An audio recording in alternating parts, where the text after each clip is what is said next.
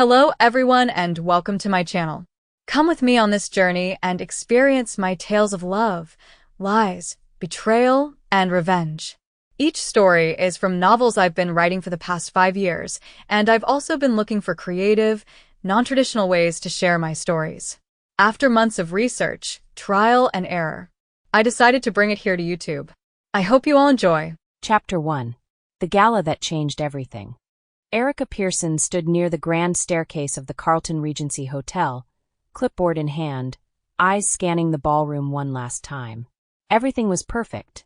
The twinkling lights, the string quartet, the white floral arrangements she had fought the client over but insisted would elevate the space. She was proud of her work, and tonight it showed. The event had taken months to plan, and every detail had been handpicked with precision. The lighting was warm and golden, casting a soft, romantic glow on the guests as they entered. Tables were arranged with pristine ivory linens, each centerpiece a towering cascade of orchids and gardenias. Waitstaff floated through the room with practiced ease, offering trays of hors d'oeuvres and top-shelf champagne. Soft classical music drifted from the quartet nestled in the corner, weaving its way through conversation and laughter. Erica had been doing this for 6 years now, turning visions into reality. She had a reputation for being meticulous, even a little obsessive, but her results spoke for themselves. Clients loved her. Vendors respected her. And her colleagues knew better than to get in her way on event day. Guests had begun to trickle in, champagne flutes in hand, their laughter bouncing off marble columns and high ceilings. Erica smoothed a hand over her sleek black dress, professional yet elegant, and slipped into the background. That was her zone. Organizing the chaos, invisible but essential. She didn't see Jackson Reynolds when he walked in at first, but she felt it. A subtle shift in the room's energy, as if the air itself had taken notice of him. There was a hush in one corner, a murmur in another. Eyes followed him with a mix of admiration and wariness. When she finally looked up, their eyes met across the room. He was taller than she expected, effortlessly put together in a tailored charcoal suit, a knowing half-smile tugging at his lips. She expected to look away quickly, but his gaze held her in place. Curious, intense, and too focused for comfort, he made his way toward her slowly, confidently. She knew who he was. Everyone did. Billionaire investor. Cold-hearted negotiator. Tabloid regular. The man who could turn startups into empires with a single meeting, or bury them with a single quote. And now he was at her event. "You must be the genius behind all of this," he said, gesturing toward the candlelit tables and the decadent chandelier overhead. "Guilty," Erica replied, tone clipped but polite. She tucked a loose strand of hair behind her ear, keeping her posture sharp. "Is there something I can help you with, Mr. Reynolds? Call me Jackson. And no, just admiring your work. It's rare someone can create elegance without excess." She raised a brow. "Most people don't notice details like that." "I'm not most people."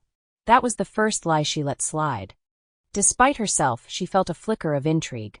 He was charming, that much was clear. But it wasn't the charm that drew her in. It was the way he seemed to see her, not just her work. In a room full of people who only cared about the aesthetics, the glitz, the status symbols, Jackson spoke like someone who had truly looked around. The rest of the night unfolded like a well-rehearsed dance.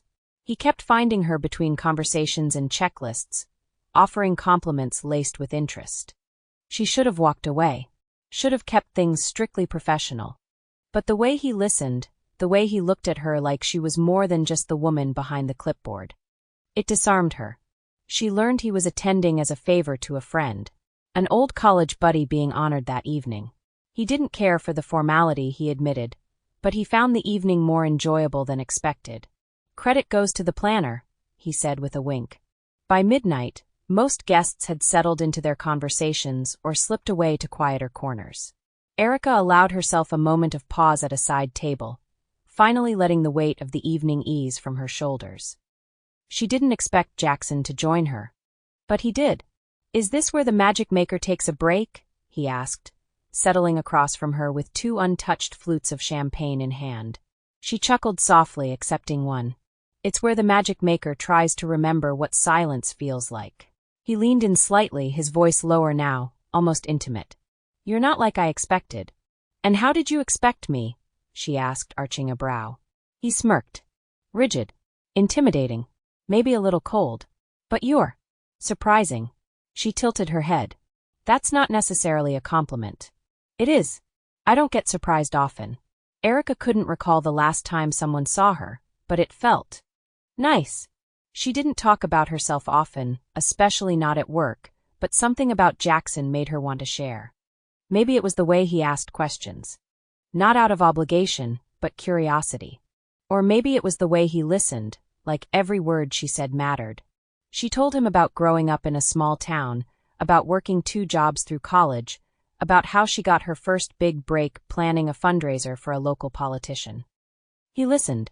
He laughed in the right places. And when she mentioned how she never thought she'd be doing this kind of work in New York City, he said, "You belong in rooms like this. They rise to your level." It was a line. She knew it was a line. But it worked. Time blurred after that. One moment they were sipping champagne and teasing each other about their stubborn work habits.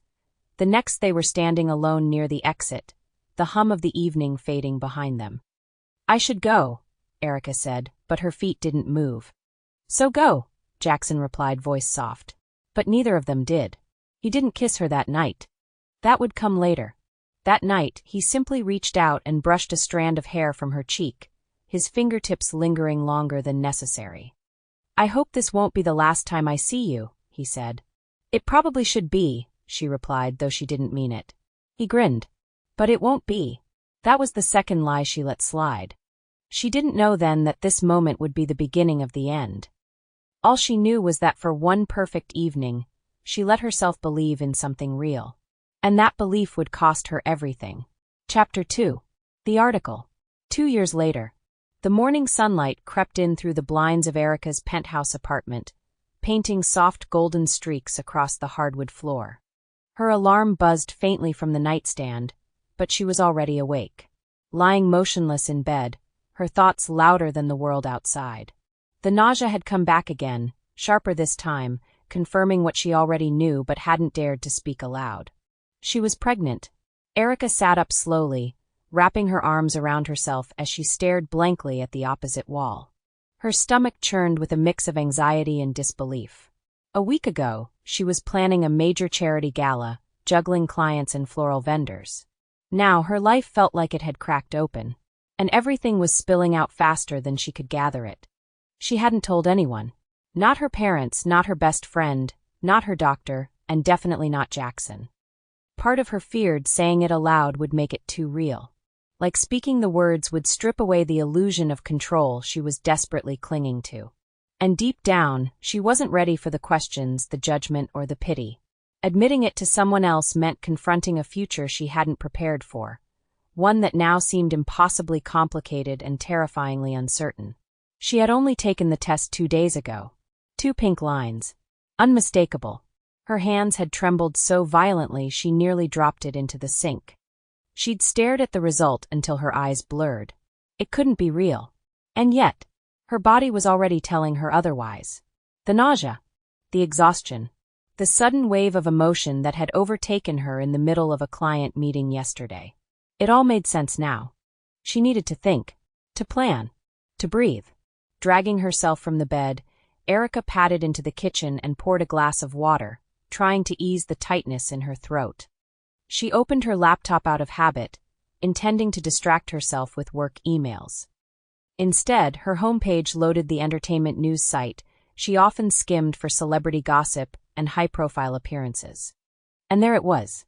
Reynolds and Kong, the wedding of the decade. She froze. The headline was bold and bright, practically screaming from the screen. Her eyes scanned the subheading. Billionaire Jackson Reynolds set to wed socialite and tech heiress Lana Kong in what insiders are calling the merger of the year. Her knees buckled before she could stop them. She sank onto the kitchen stool, the glass still in her hand, suddenly far too heavy. The blood drained from her face. No! She clicked the article with trembling fingers. There they were. Jackson and Lana. Smiling. Posed. Perfect. The photo was taken at a black tie event 3 nights ago. An event he claimed he had to attend for business. Erica's breath hitched in her throat as she stared at the screen. She remembered that night clearly. She had cooked dinner and waited for his call, the one he promised before leaving. Instead, he had been standing next to another woman, smiling like the world made sense. Her stomach turned. She blinked back, the sting in her eyes, her chest tightening with every second. Had she meant so little to him? Was she just a placeholder while he secured the right match? A hollow ache settled in her chest as realization took root. Everything between them had been a beautiful lie. She believed him when he said he had to attend for business. But there he stood beside Lana like it meant nothing. His arm was around her waist, his hand resting on the silk of her gown like it belonged there. The article gushed about their story, how their families had known each other for decades, how Lana's father, a powerful figure in the tech world, had been instrumental in Jackson's early investments, how the engagement was the social move of the year, aligning two powerhouses into one unstoppable force. There was no mention of Erica. No mention of the woman who had spent the last 2 years waking up to his voice, sharing meals, sharing secrets. He had told her once that he wasn't the relationship type, that he didn't believe in commitment, that what they had was real because it wasn't about expectations. Another lie. She couldn't breathe. The betrayal sank into her bones like ice water. Erica stared at the screen for a long time. Minutes passed, maybe hours. She couldn't tell anymore. The baby inside her, their baby, felt like both a gift and a curse. How could he do this to her? How could he lie so easily, so convincingly? She replayed their last conversation in her mind. Just 4 days ago, he had kissed her goodnight, whispered something about missing her, promising to call the next day. And now he was engaged. The pieces began to fall into place. The brief periods of silence, the vague explanations for why he couldn't spend the weekend with her, the last-minute cancellations. She had chalked it up to work, to his schedule, to life. But it had been her all along. She was the secret, the mistress. Her hand instinctively went to her abdomen. There was a life inside her. Innocent. New. Unplanned. What kind of world would she be bringing this child into? Her phone buzzed on the counter, startling her. A text from Jackson. Jackson, thinking about you. Call me later. Her heart twisted. The audacity. The cruelty of it. She didn't reply. Instead, she deleted the thread. Every photo. Every voicemail. Every message that once made her smile. Then, with a sense of resolve she didn't expect to find so quickly, she opened a new tab and began searching for flights. Somewhere far. Somewhere quiet. Somewhere he wouldn't think to look for her. She didn't have a plan yet. Just a deadline. A line drawn in the sand between the life she had known and the one she was about to create. Her heart pounded with urgency, her mind racing through 100 what-ifs. But none of them mattered now. She had made up her mind. She spent the next few hours talking to her team, delegating current events on her calendar to those who could handle it. She had personally trained them so they could pull it off. She had told them something had come up and that she would be away for a while but would work remotely. By nightfall, she had everything set. Now, she just needed to leave, and every second until then was borrowed time. Tonight she would disappear. And she wouldn't look back. Chapter 3. The Goodbye.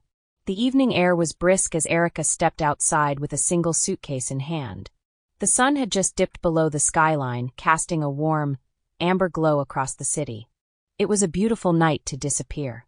Too beautiful, almost, for what she was about to do. She looked up at the familiar brick building one last time. Her apartment, her sanctuary, was now just another place to leave behind. It had been her haven for 4 years, filled with quiet routines, her carefully curated decor, and the scent of lavender that clung to the linens. But tonight it was no longer home. Not after what she'd learned. She took a deep breath and tightened her grip on the suitcase's handle. The weight of it grounded her. Not just the literal weight of clothes and essentials, but the symbolic burden of all she was carrying. The heartbreak, the betrayal, the uncertainty of what lay ahead, and the life growing inside her. Every few steps, doubt clawed its way to the surface. Maybe she was being rash. Maybe she should confront him. Maybe she owed it to herself to scream, to demand answers, to ask why he chose someone else. But she couldn't risk it. She knew Jackson. He was persuasive, magnetic in a way that clouded her better judgment. If she saw him, if she heard him say her name in that low, soft way, she might falter. And faltering now would mean staying. Staying and being invisible all over again. So she didn't call. She didn't text. She didn't even leave a note. She simply vanished. A cab pulled up at the curb, headlights flickering in the growing dusk. The driver gave her a curious look as he stepped out to help with her bag, but Erica shook her head and lifted it herself. "I've got it," she said, her voice steady. She slid into the back seat and gave him the address of a hotel near the airport. She hadn't booked her flight yet, hadn't even decided on a final destination. All she knew was that she needed distance. Enough of it to start over. The cab rolled into motion, the city blurring past her window. Erica rested her forehead against the cool glass, watching as familiar neighborhoods melted into nothingness. Her heart ached with each passing block. This wasn't how her story was supposed to go. In her most vulnerable moments, she had let herself imagine a future with Jackson. A quiet, almost shameful fantasy. One where he realized she was more than a fling. Where he chose her, chose love, over legacy and business deals. Where they raised a child together. Maybe not perfect, but real. But those were dreams, and dreams, she'd learned, were fragile things. Easily shattered. Her phone buzzed again. A message from an unknown number. "Unknown. Erica, please. Just talk to me. I need to see you." She stared at the screen until it dimmed. She had changed her number earlier that afternoon, but some connection, some mutual contact, had already cracked the wall she was building. Her chest tightened. She turned the phone off completely. She couldn't afford to look back. At the hotel, she checked in using a different name. Her mother's maiden name. The clerk didn't ask questions, and Erica was grateful for it. She moved through the lobby like a ghost, invisible, untouchable. In the room, she sat on the edge of the bed and finally allowed herself to cry. It wasn't the quiet, restrained kind of crying. It was deep, guttural, the kind that left her gasping for air. She sobbed for the loss of love, for the betrayal that cut deeper than she'd imagined, for the baby who would grow up without knowing the truth. For now, when the storm passed, she lay back on the bed, staring at the ceiling through swollen eyes. Her fingers grazed her lower belly, and for the first time that day, she whispered aloud, "I'm going to protect you. No matter what." That single sentence steadied her. It gave her purpose. She reached for her journal, the one she always kept tucked in her bag. Opening to a fresh page, she began to write. Not just about Jackson. Not just about the betrayal. But about herself. Her fears. Her hopes. Her dreams for the baby. She wrote until her hand cramped, and her eyes grew heavy. That night, she didn't sleep much. Her dreams were cluttered with memories. Jackson's laugh, his scent, the way he used to trace her fingers when they lay in bed. She woke up before dawn with tears on her cheeks. But she didn't hesitate. By 6 a.m., she was in line at the airline counter. A one-way ticket to Cambria, a small coastal town in California. A town she'd visited once and loved instantly. Quiet, green, distant. Far away where no one knew her name or her past. It would be enough. When the agent handed her the ticket, she felt the smallest flicker of peace. It wasn't hope, not yet. But it was movement. Forward. As she boarded the plane, Erica glanced at the life she was leaving behind one last time. The city. The heartbreak. The man she had loved. Then she turned her face to the future, unsure of what it held but certain of one thing. She was choosing herself. And that was the most powerful goodbye of all. Meanwhile, Jackson stood in the middle of his penthouse, his phone gripped tightly in his hand, the screen dark. He had sent the message over an hour ago. No reply. He ran a hand through his hair, pacing the length of the room. Something was wrong. Erica never ignored him. Not like this. She was fiery, stubborn when provoked, sure. But never silent. He had felt her pulling away over the last week, but he hadn't realized how far she'd drifted. Now it was like she had disappeared off the face of the earth. He had called, texted, even messaged her through a mutual friend. Nothing. The engagement announcement hadn't been his idea. It had been leaked. By Lana's team, no doubt. Part of the grand plan her family orchestrated. A merger masked as a marriage. He wanted to tell Erica it was all for show. That he wasn't interested in Lana. That it meant nothing. But clearly it had meant something to Erica. He closed his eyes, her face flashing behind his eyelids. Smiling up at him after long nights in her bed, teasing him about his taste in jazz, brushing her fingers along his cheek when she thought he was asleep. God, what had he done? He didn't know where she had gone. He called her office looking for answers. All they could say was she had taken leave for a sudden emergency and didn't know when she would be back. No forwarding information. For the first time in his life, Jackson Reynolds felt powerless. He had lost her. And he wasn't sure he could ever get her back. Chapter 4. Cambria. 1 year later. The ocean breeze rolled in soft and steady as Erica pushed Elias's stroller along the coastal path behind her home in Cambria, California. The rhythmic crash of the waves against the rocky cliffs was her daily soundtrack now. Far from the chaos, the flashing cameras, the weight of secrets she once carried. Elias babbled happily, waving his tiny fists at the seagulls overhead. He had just turned one the week before. His cheeks still sticky from the blueberry frosting on his little cake. He was all laughter and mischief these days. Crawling, standing with help, and announcing Mama, with the kind of command that made her chest ache with love. Cambria had welcomed them with quiet streets, kind neighbors, and a slowness that allowed healing. The cottage she bought sat on a sloping hill, surrounded by wildflowers and wind. No one here knew her past. No one whispered her name with scandal. Here, she was just Erica, the new girl with the baby and the ocean-colored eyes that always seemed a little tired but content. Her mornings began with Elias on her hip and a coffee in hand. They watched the sunrise spill over the cliffs, filling the world with golden light. Her afternoons were for remotely speaking with her team back in New York. Handling small projects that kept her busy, but not overwhelmed. Evenings were bath time, bedtime stories, and the soft hum of lullabies she made up on the spot. She had carved out a new life. Quiet, tender, whole. Inside their home, a small photo album sat on the bookshelf. Tucked between pages of Elias's first smiles and messy meals were a few pictures of Jackson. Taken back when he wasn't just Jackson Reynolds' billionaire brand, but a man with his hand in her hair and a softness in his gaze. She kept them not for herself, but for Elias. One day, when he was old enough to understand, she would show him. But not yet. Now it was just the two of them. And it was enough. Still, some nights, when the wind howled through the cracks in the window and Elias lay asleep beside her, Erica allowed herself to remember. To wonder. Did Jackson think of her? Did he ever lie awake, staring at the ceiling, imagining what could have been? Did he regret the decision? The silence, the engagement, the life he chose over them? She would never know. She no longer searched his name online. She no longer checked social media for glimpses of his world. She had severed that tether for her own peace. But there were still questions that danced around the edges of her quiet life. Would Jackson have been a good father? Would he have smiled the first time Elias laughed? Would he have loved his son, or seen him as a complication? Erica didn't have the answers. All she had were her instincts and the quiet conviction that she had made the right choice. She had chosen peace over passion, reality over fantasy, her son over herself, and somehow in the doing, she had found herself again.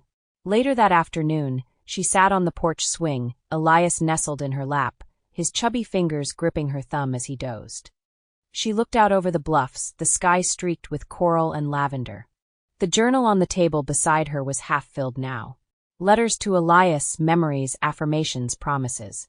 She picked up the pen. Dear Elias, today you tried to say butterfly, but it came out bubble-eye, and I laughed so hard I nearly cried. You chased one down the path behind the house, arms wide, feet unsteady, fearless. That's what I want for you. Fearlessness. Not because the world is easy, but because you are enough for whatever it throws your way. I wish I could give you more. I wish I could give you everything. But for now I give you me. All of me. And that, my sweet boy, is everything I have. She signed her name softly, then pressed a kiss to the page. Elias stirred and whimpered, rubbing his eyes as he curled closer into her. Erica held him tight, whispering soothing words. His scent, powder and sunshine, wrapped around her like a lullaby. This was her life now. A far cry from the glittering galas and stolen moments. There were no champagne flutes, no designer heels. Just bare feet, cool floors, and the weight of love that anchored her every step. She was no longer the mistress of a billionaire playboy. She was the mother of Elias Reynolds. And that title, that one, meant everything. In another city, far removed from the ocean and its quiet grace, Jackson stared at a photo of Erica tucked into a drawer he opened far too often. It was candid, her laughing at something just out of frame, sunlight painting golden streaks in her hair. A full year had passed and he still hadn't found her. He had tried, hired private investigators, called every mutual contact, pored over social media for clues. Nothing. She had vanished without a trace. Lana was moving forward with the wedding preparations. Their engagement was officially made public months ago, in spite of the weight of his disinterest. They had never shared a bed, barely shared a conversation. It had been a transaction dressed in diamond rings. He was still Jackson Reynolds, still powerful, still untouchable in the world's eyes. But inside, something was broken. The one woman who had ever made him feel human had walked away, and he couldn't blame her. He didn't know about Elias. Not yet, but something in him, some deep, unshakable instinct, told him Erica hadn't just left him. She had started over. And one day he vowed he would find her, not to reclaim what was lost, but to understand it.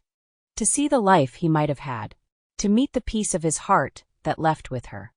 Even if all he could do was watch from afar. Back in Cambria, Erica placed Elias in his crib, brushing a kiss to his forehead. The moonlight slipped through the window, casting a soft glow across the room. She watched him for a moment longer, then turned off the light. In the silence, she whispered a promise. "We're going to be okay." And she believed it. She had walked away from a life. A love that now feels like a distant memory. Looking into Elias' sleeping face, she has no regrets. Just hope for the future that is to come. Chapter 5. The Wedding. 6 months later. The wedding was flawless.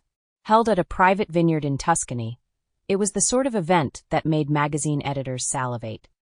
Everything had been planned down to the last detail by the world's most sought-after event coordinator. Not Erica, but someone from her company. But subtle touches in the decorations had her name written in it, as if to mock him. Erica was here if only in spirit. Lana Kong wore couture. A custom silk organza gown flown in from Paris, with hand-sewn pearls, and a cathedral-length veil that shimmered under the Tuscan sun. The ceremony overlooked rows of sun-drenched grapevines, golden and green against a cloudless blue sky. Jackson looked the part, as always. His Armani tuxedo was crisp, tailored, timeless. He moved through the crowd with practiced grace, nodding politely to foreign dignitaries, media moguls, and industry titans who had flown in for the occasion. Cameras clicked. Champagne flowed. Smiles stretched across the faces of each guest. But beneath it all, nothing was real. Not the vows written by a PR team and rehearsed like lines in a corporate ad. Not the smiles, brittle and brief. Not the kiss, calculated to appear passionate, but entirely hollow. Jackson Reynolds and Lana Kong were married. But not in love. Love would never be a part of their contract. He had made that perfectly clear. It was a merger. A power play. A carefully curated step to secure both empires in a volatile economy. Lana's family's influence in the tech sector paired with Jackson's financial empire created a synergy that investors drooled over. It looked beautiful on paper and perfect in pictures, which, in the world of legacy families and shareholder interests, was more than enough. After the ceremony, Lana clinked her glass against Jackson's during their first toast as husband and wife. Her smirk was practiced, the kind she'd worn since childhood when she got exactly what she wanted. "We made it," she said, voice dry. "Your board's happy. My father finally thinks I'm worth something. So cheers to us." Jackson gave a smile so hollow it might have cracked if held too long. To contracts sealed in diamonds. They toasted, but their eyes never softened. The reception was a spectacle. Crystal chandeliers dangled from trees. A 7-course meal was served under a silk-draped canopy, paired with vintage wines flown in from a private collection. A string quartet played until the sun dipped behind the hills, then a DJ took over with music that kept guests dancing late into the night. Jackson stood on the fringes of the party, drink in hand, his eyes scanning the horizon like he was waiting for something. Or someone. Lana noticed. "Still hoping she'd show up?" she asked, sidling next to him, her voice low. He didn't answer. Lana laughed a little too sharply. You think I didn't know about Erica Pierson? The once most sought-after event planner who ghosted you a year ago. Don't worry, Jackson. I know exactly who she is. His jaw tightened. Then you also know she's not coming. No, Lana said, swirling her champagne. She's not. Because unlike me, she had the decency to walk away before signing a contract. He looked at her then, truly looked. Beneath the sharp cheekbones and designer lipstick was a woman who knew the score. Lana Kong had always known it was business. But there had been a time. Brief. Naive. When she'd hoped she might win him over. That time had long since passed. I don't love you, Jackson, she said softly. I know. And you don't love me. He nodded. But we'll play the part. For now. He lifted his glass to that. For now. But do know this, if and when I find her. I'll stop at nothing to win her back. She nodded. Lana already knew that to be true. She knew she would never have his heart because it already belonged to a ghost. They were the perfect couple only on paper. She was the daughter of a tech empire. He was a self-made billionaire. Together, they were unstoppable. But in the quiet spaces where love was supposed to live, there was only strategy. As the night wore on, Lana took to the dance floor, entertaining guests and performing as if her life depended on it. Jackson retreated to the balcony overlooking the vineyards. The breeze was cooler now, scented with lavender and wine. He pulled a photograph from his inner jacket pocket. It was worn, the edges soft from too much handling. Erica, laughing, sunlight catching her hair as she leaned back in a park somewhere in the city. She hadn't known he was taking it. It was the last candid moment he had of her. He stared at the photo until the sounds of laughter and clinking glasses faded into background noise. It should have been you, he whispered, not for the first time. A footstep behind him broke the silence. Still dreaming about your ghost? Lana asked. He didn't flinch. She's not a ghost. Could have fooled me. She leaned on the railing next to him. You searched for her. I know. You made a lot of noise in very quiet places. I had to try. Lana nodded. Did you ever stop to think she might not want to be found? He said nothing. Because he had. Every day. And it killed him. Lana looked out over the vineyard. Her voice distant. You're not the only one who lost something, Jackson. I thought marrying you would make me feel powerful. Important. Turns out I just feel lonely. He looked at her again, and for the first time in months, there was something real in his eyes. Then maybe we don't have to be lonely. Just honest. She smiled. Honesty in a marriage like ours? That's radical. Maybe it's a start. They clinked glasses again, not in celebration but in resignation. Later that night, in the quiet of their suite, Jackson lay awake staring at the ceiling. Lana had retired to her separate room after their staged send-off. The silence stretched endlessly. He rose, walked to the balcony, and looked out again. The vineyard was dark now, moonlight casting shadows across the rows of grapes. He thought of Erica. Where was she now? Was she happy? Safe? Did she ever think of him? He thought about the way she used to laugh with her whole body. The way she would nudge him with her foot when he was too serious. The way she had looked at him that last night, as if she already knew what he didn't. He hadn't just lost her. He had driven her away. He opened his phone, scrolling through contacts. There were none that would lead to her. He had exhausted them all. And yet he kept trying. Jackson had everything and nothing at the same time. His heart wasn't in it. Beneath the weight of $1 million wedding based on $1 billion lie, he had never felt emptier. And somewhere across the ocean, the woman he had let slip away was living a life without him. The thought hit him like a blow to the chest. He didn't know where she was, not yet. But he would. Soon. Chapter 6. Full circle. Jackson was visiting a West Coast venture site. A quiet town. Coastal. A quick stop to scout real estate potential. His driver dropped him off near a small cafe while the team prepped for the tour.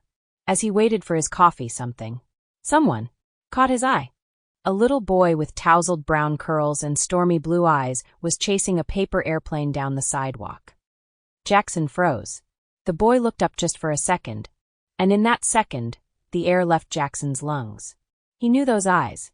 Then, from around the corner, a familiar voice called out gently, "Elias, stay close, baby." And then he saw her. Erica. Still beautiful. Softer. More radiant. She hadn't seen him yet. She was focused on the boy.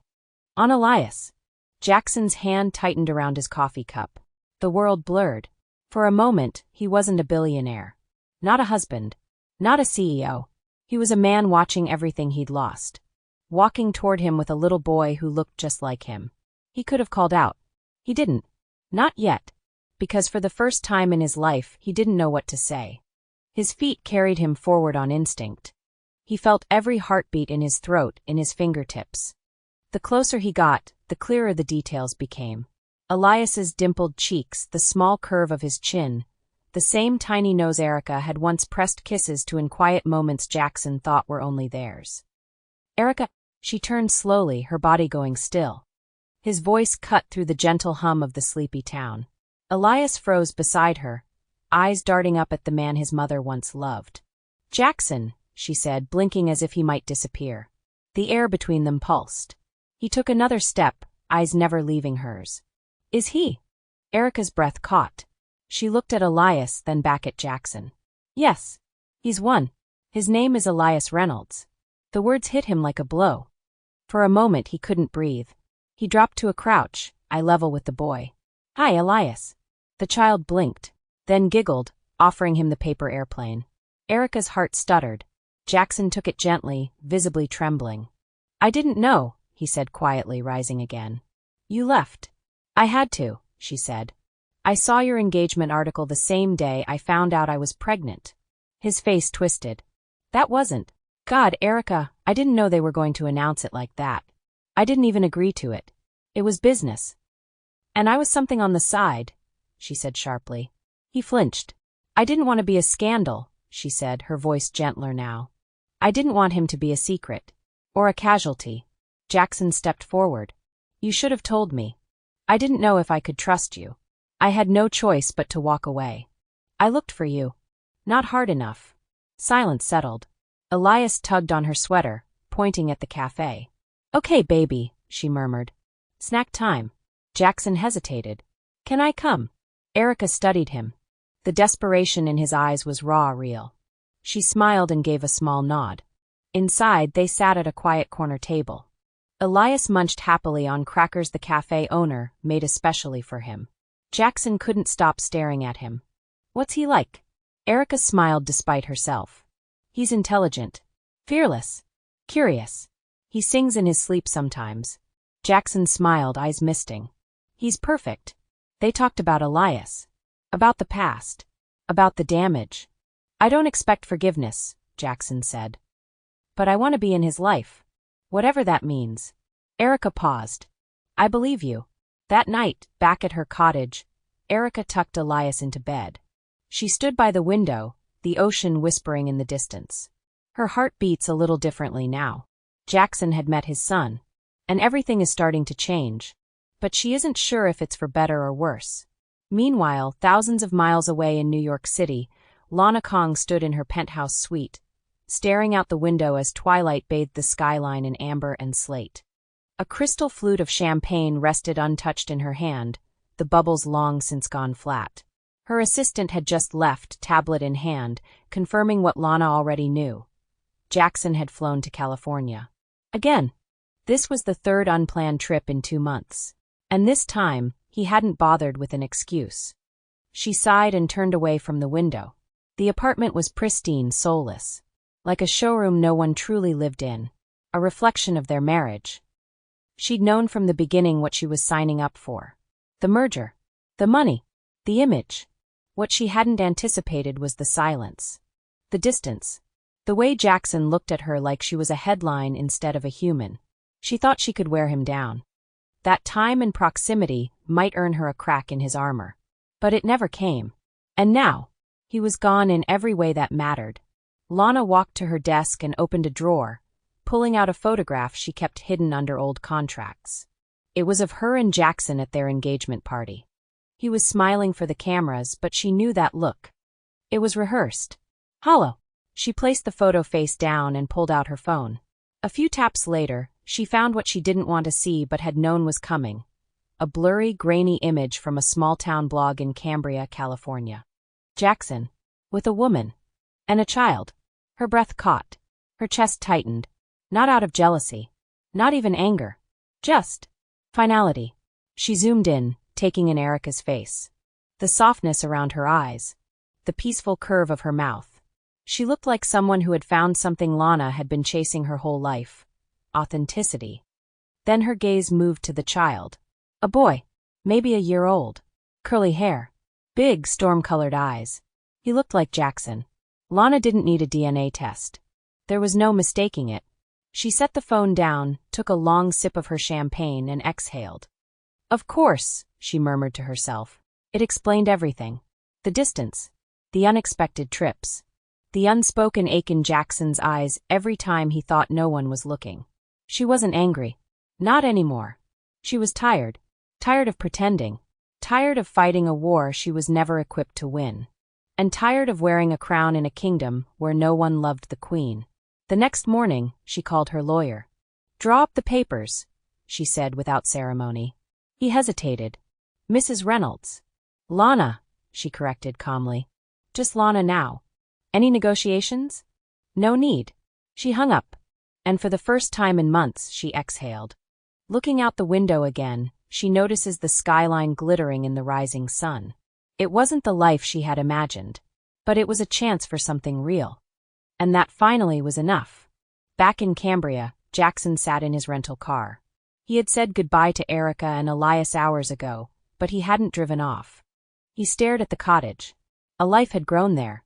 A life he was ready to fight for. He picked up his phone. Lana, he said when she answered. We need to talk. I know, she said. I already filed. He closed his eyes, a tear slipping free. Not from sadness, but in expectation. The door to his future had just opened. Now all he had to do was earn his place in it. Epilogue. Cambria, California a year later. The seasons had changed again. The breeze was cooler, the light more golden than it had been the year before. And Elias was nearly 3 now.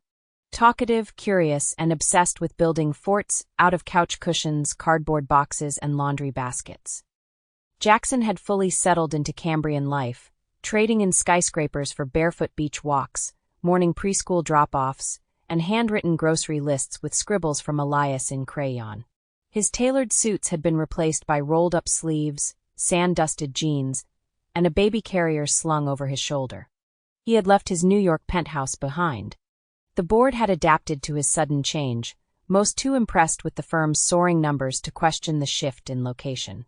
Lana had quietly filed for divorce a year earlier, and was finalized 6 months ago. With no scandal, no press. Just 2 people acknowledging the truth. Their contract had run its course. Now, in this sleepy coastal town, Jackson was finally home. Erica had never rushed anything. Not her trust. Not her forgiveness. Not even love. She had taken her time rebuilding a life with him. Slowly, deliberately. Brick by brick. Not from the ashes of who they were, but from the blank foundation of who they chose to become together.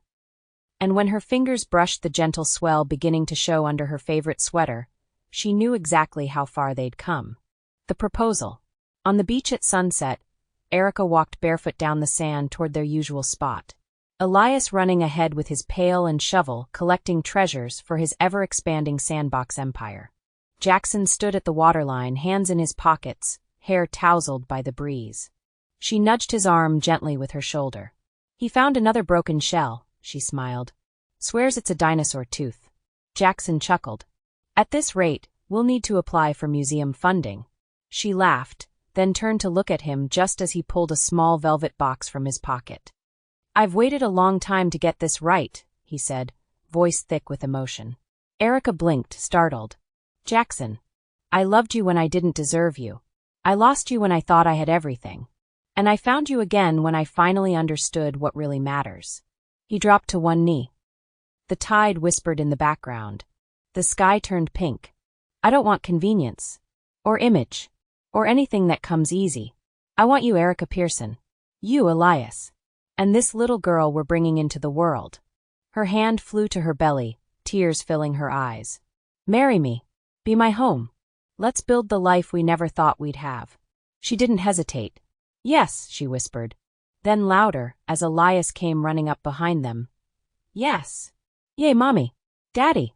Elias shouted, throwing his tiny arms into the air as if he'd won a game. 6 months later. At the hospital, Jackson sat on the edge of the hospital bed, cradling a bundle wrapped in pink and white.